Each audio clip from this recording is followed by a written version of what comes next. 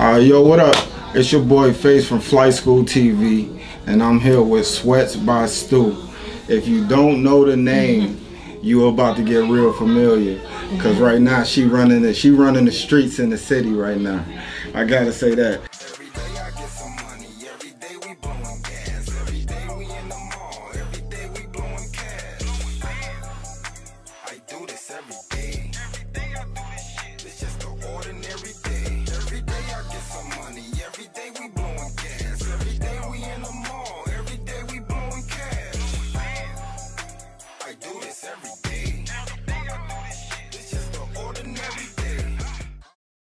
I came into who I was and what I liked and what was fly to me, right, mixed it to what I was raised in, and then that became Sweats by Stu. You know, okay. Like before I had a brand, I had an internship at Ralph Lauren. So I always loved fashion. I lived in New York for a year and I studied fashion because of me and also because of my dad. I told him I want to drop out of school. I don't want to go to school anymore. Right. And he said, well, what are you thinking about doing? Do you have a plan? And I said, I don't have a plan, but I really want to make clothes. Like, that's what I want to do. Right. He's like, okay, bet. Literally, this was a 7-minute conversation. And he says, okay, I'm going to get you an internship. I was a sophomore in college, about to be a junior. That's that plug talk right there. And I thought he was just talking. Like, I'm not even going to lie. Like, yeah. I tell this to any interview people, they'll see, they could pull it up. I really thought he was just talking. Like, cause you know, I'm not saying that he was lying. I'm just saying, right, but cause that's kind of big to just be like, damn, you could get me. I'm gonna get you in. Like, that's not something small, right? You know, like, exactly, so I'm like, okay, we'll see. Man, them people sent me an email, and her name was Bessie Johnson. She sent me an email, and she was like, at the time, I don't know if she still is. She was the CEO of accessories and like luggage and all that, right, and the buyer department. Okay. So they were already doing interns. So it was only, I think, like 50 of us. I was the only black girl. Oh wow. The whole. Well, I don't even know why I said wow. And you know what I'm saying? Like that's. It was it's like almost predictable. Exactly. They emailed me, and after that, shortly after I seen the email, my dad was like, be looking for the email. He did warn me. She called me and she's like, we got your flight, we got your pay. It was paid. I didn't work for free. Yeah. And my discount was 50% off on everything, 50% off on sale, 50% off on regular items. Damn, I wish I would have knew you back then. You was the plug. Then not only that, when we left, we still had the discount. Oh, that's love. We still had it. I think it lasted maybe like a year after I left. But I got a question about that. What do you think you learned there that your dad and Corey didn't already teach you? You know what? What I learned there was more like numbers, like the real like hard copy of things. Yeah. You know, like putting stuff in a chart, and you know, like just different ways to organize and do stuff like that. Like I would say, I guess the logistics of the business. Yeah. All of the black and white. Right. I learned from Ralph Lauren. Right. Because everything has to go a certain way. You can't just up and do stuff. Yeah, there. especially This is with a company like that. You know, so you know what I'm saying? That's exactly, like this is a major. company.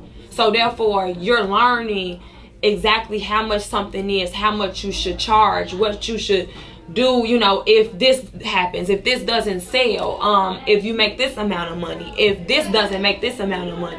All of that stuff, I mean, they really like, we would have projects and we would like say you have a handbag and they would give us samples of handbags. It would be a handbag, a wallet, a book bag, whatever the case may be. You would have to take that item and say you had it for like a week or whatever the case may be. We had to write on it. We had to write a paper about it. We had to write the background. Did we like it? What would this customer use this for? What and if you didn't like it, you have to say why. You have to give bullet points. You have to know everything that was on that wallet. The hardware. What was the hardware? What was the color? Basically like like a different form of like a college. Exactly. Like it was basically like school. It was like a fashion school within a year. Exactly. Like only like thing you didn't do in there was sew, but you was able to go upstairs and look at the hands-on designers. Yeah. They took us to every department that was in that building I was in. I'm talking about, I've seen jeans dyed. I've seen all type of stuff be done. I've seen model, like we even in the ending, the way we ended it when we left, they had a really big fashion show. And we went to the fashion show and I met, well, we met Ralph Lauren when we got there. Oh, yeah? And yeah, he spoke to us and everything. That's what's up. We went to like, he has a separate part in like the building. Yeah. It's 2 buildings. It's I don't remember the address, but they right across the street from each other. And I worked in the main one. And he even has like his office is like a whole nother like house. It's like a mansion. Yeah. And we went in the classroom in there and you speak and they give you these little pamphlets. When I say like so professional. And what age was this? I was 21. 21. Yeah. Just taking in all these I was 21, yep. And so when did you end up leaving New York? Or did you stay there for a while after I stayed that? there for a while and then I left. Okay, so Yep. your time in New York, like what was you spending after that was over? What was you spending your time in New York? So when I was done with the internship, I have an aunt. She's not my blood aunt, but she's like literally like one of my dad's best friends. They've known each other since they were really, really young. Back when my dad, he used to love New York, and he has a lot of history in New York. Plus dealing with Tony Sports, he was traveling in New York all the time. Because so, that's where they was getting a lot of their merch from. And that, like I said, that was so long ago. So that's the way they had to do it. If y'all don't know, they weren't able to go to like how we could just pull up and go to these certain warehouses and stuff like that. They you can damn near get on Google now and talk directly find a through manufacturer. an email. Yeah, they didn't have that. So they would go to New York and he would get everything and he would sit down with everybody because he was the buyer and he would get all the product. So my aunt lives there and she has an amazing job and she got a little money. She's, a very wealthy black woman. She has a PhD and she has a brownstone. And I lived, and once my dad got tired of paying for my expensive ass apartment in Manhattan, he's like, well, if you want to stay, you can go stay with Cheryl. And I was like, sure, because I would go over there all the time. I would go her weekends. They would take me to basketball games, everywhere. Right. So I was meeting everybody. I remember one of her friends was good friends with the Locks. I was around them. One of her best friends, one of her best friend's daughter is Denzel Washington's daughter, or one of those actors. She lived like two houses down from my aunt Cheryl. I have to ask my dad which actor it is. You was living in. She had me around. Like you was almost damn near Hollywood. I mean, she had me around so many people, like places I had to go, dress up, anything you name. The Yonkers games, like I was doing all that. Like you was, I was having a ball. Just me learning too. Yeah, me sitting here listening to you. It's just like you was almost groomed to be successful, like in this fashion thing. Like no matter. And my dad was making sure everybody that he knew and he had relationships with in New York, I was getting up with them and they daughters and they kids. You know what I'm saying? So I wouldn't be lost out there and around and get sucked into the wrong things. Because I tell people all the time, like it's the two most important things in my opinion is first knowing how to get things done, and the other side is the network part. When knowing the right people. So you got to know what you're doing and you got to know the right people. Absolutely. And you had the merger of that early on. So so what made you leave New York? I think I was just ready to go. And you came back to Chicago? I came back to Chicago. And I was in Chicago maybe another year or so. And then after that, I left and I moved to Houston. Oh, so you stayed in Texas? My mother lives in Houston. Oh, okay. So actually, my mother is moving back in February, but she's lived in Houston for the past 11 years. It's a lot of money out there. Yeah, it is. Especially if you you're a college graduate, you have education. Yeah. It's a very good place for people like that's the working class. Okay, very so great place for that. Then you moved to Houston, but when did you decide like, okay, I went to college, that wasn't for me? Yeah, that's basically where Houston come in at. I did the Ralph Lauren thing. That thing worked for a little bit. Then I came back to the city, but then I was like, all right, I need to get away from here. I want to go. Okay. Then you went to Houston. Yep, I moved to Houston, and then once I moved to Houston, I started doing visual merchandising. Visual merchandising is changing mannequins, doing the outlook of stores. Right. My schedule was 6 a.m. to 3 p.m. I had a great schedule, but I worked my ass off. Right. And I felt like I worked and I was underpaid, because the visual merchandiser sees every item. They look through everything. I used to look through boxes all fucking day, so I could pull looks, and these people's store can look up to par, so they can make $20,000 a day or whatever amount of $1,000 a day. So once I got in that industry, and I was a company woman.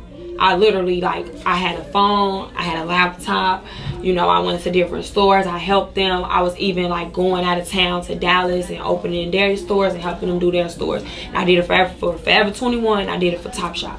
So when I was doing that, of course my dad was coaching me through the whole thing, and he's just like, what you can do with this is work here and, you know, build relationships, and find out the game. You know, that's what you're doing. You milking these companies to see how they doing this, because you doing all this for another company, and my job was based off numbers. Every day I have to look at what this store made and why they didn't hit their net. Why are this person over here under $3,000 and this one, the Houston Galleria, made $15,000, but they store look a mess, and they got the old collection from, they don't even have a new collection. So those numbers helped me be able to say, if I can, my outlook on things, yeah, I might not be making the product hands-on, but if the way I'm dressing these people and putting this shit together, if I can make somebody $20,000 a day, I could do that for myself. Imagine what you I could do that for myself. So after a while, I just got tired of working. You know what I'm saying? I was coming home back and forth, and I was dating a guy at the time, and I was talking to him about it, and I was like, you know, I just really want to quit my job, and I want to make clothes. And I was just like, for real, telling everybody, my daddy and my, they like, you crazy, because what I made was a great pay for someone that is not a college graduate. I have full benefits, and they're like, you will quit this job, you know, just but to it's do nothing something. like being your own boss. And they didn't get it, but I knew like I could do it for real. I knew it, like it was already in my mind. And like I said, the guy I dated at the time, I was dating at the time, my ex-boyfriend, he knew a guy that was a graphic designer, and he was like, let's do it. Like, you crazy as hell, your shit gonna sell. They gonna want that shit. Like, he gassed me up. I'm not even gonna lie. I always say that. He did. He like, you crazy. I'm about to get him on the line. I'm about to get you a logo done. Everything. Like, how you think you want it? And I sat down and I had everything. And like I tell people, I had one design. One logo, one design. 0 fucks given. Cursive. That's all I had. A Sweats by Stu logo and one design. And that logo and that design took me far. You could go on my Instagram all the way to the bottom of my page. My first picture is a logo. The date that I was gonna debut Sweats by Stu, I didn't have no social media at the time. I didn't even give a fuck about social media. Like, I was a working woman. I was going to work every day, trying to make ends meet, living with my mama. You know what I'm saying? Just trying to figure out my way and doing some shit that I liked, but I knew like I wasn't happy doing it. So I was just really like trying to get a way out.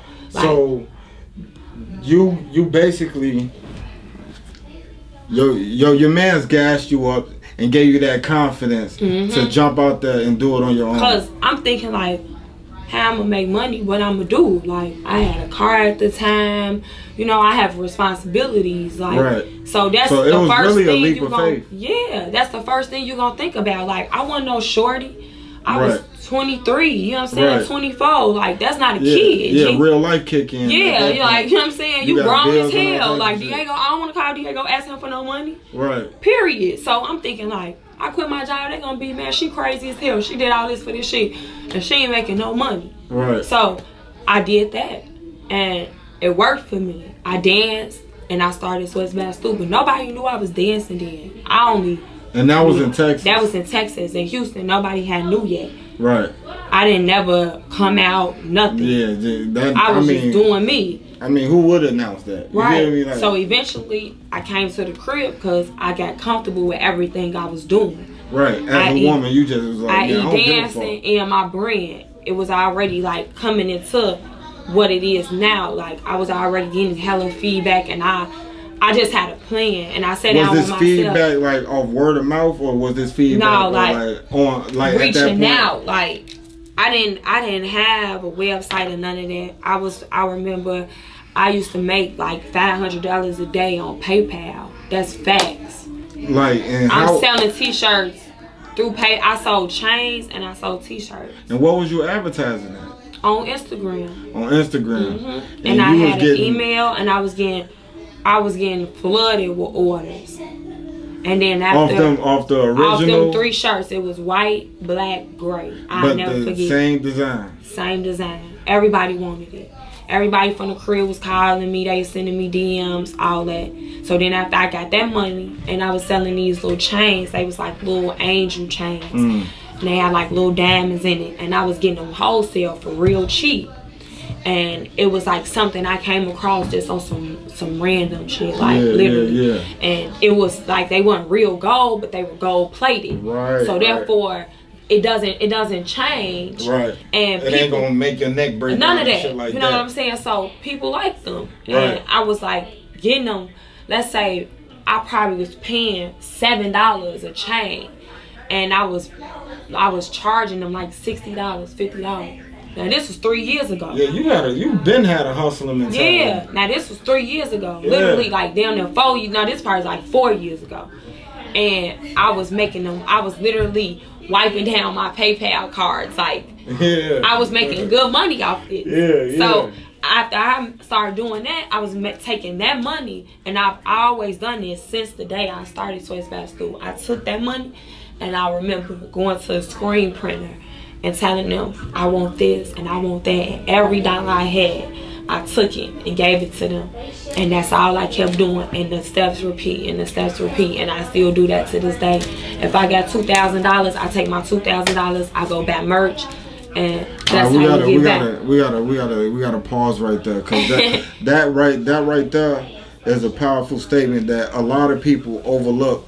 A lot of people, they see a little success and get their first check and think of shit that they want to buy and shit they been wanting to buy. Yeah. And I buy shit, you know. I know, but a lot of people need to know, especially in the beginning part of your business.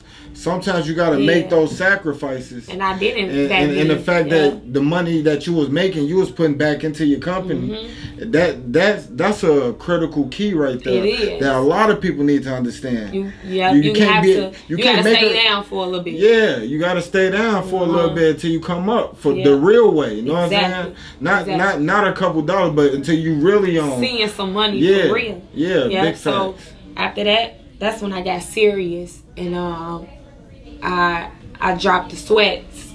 I dropped sweatsuits because I do make sweatsuits. So back then, I dropped a whole sweatsuit line. Like, this is an example of like a shirt, and then this would be the pants.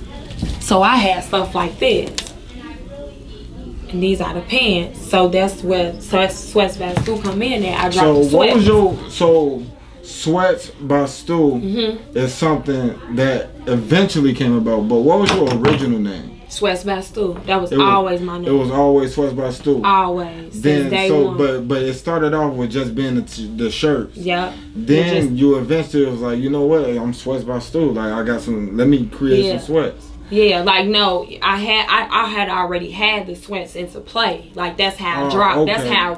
That's how like my real release on online store. everything. That was the pictures. Like the first pictures on my website that I've ever had was that on the forefront. Two girls with sweatsuits on, custom made sweatsuits. Okay. And I used to make them by hand, and I would take online orders, but I would make them one by one.